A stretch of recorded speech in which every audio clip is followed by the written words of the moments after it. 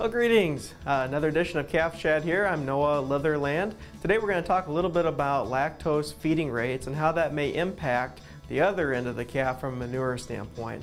It's a question we often get is what causes variation in consistency of manure in calves, and a variety of different certainly issues, but let's focus a little bit on nutritional impact on manure consistency.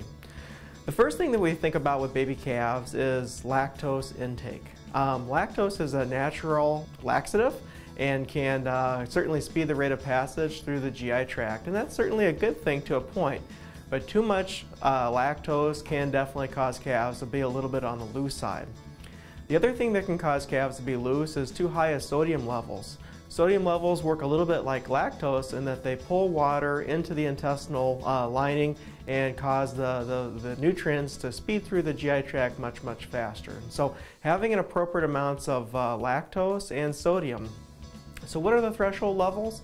For lactose, probably about 250 to 300 grams per day of lactose is probably about the upper threshold for the amount that you can actually feed. And when we think about where those came from, it's really going back to what mama would naturally produce in terms of actual lactose amounts and how much the calf would actually consume. From a sodium level standpoint, I think a good standard is less than 1% sodium in milk replacer formulas. In general, that seems to be achievable pretty regularly and certainly within quality milk replacers. If we think about whole milk, certainly lactose is pretty consistent in whole milk, but early on in lactation, the cow's lactose production is actually lower than it would be later on in lactation. And so lactose typically peaks around 30 days or so in milk. The other thing that can be a factor when we think about nutritional scours and pasteurized milk feeding is sodium levels. If we're using milk from cows that are currently having a mastitic infection, then that mastitic milk is typically higher in sodium concentrations than regular quality whole milk, and so certainly something to consider as well. And the final point would be hygiene. Just as lactose can speed nutrients through the GI tract, the hygiene of the milk can also be a factor as well.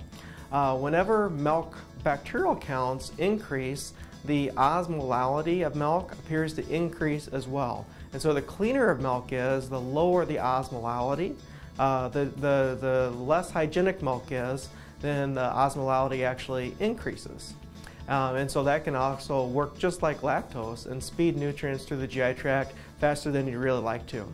In the end, read the calves. Look at their manure consistency.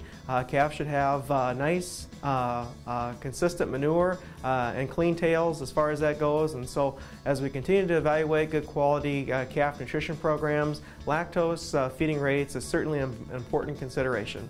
Thank you so much for your time, and I hope you have a great day.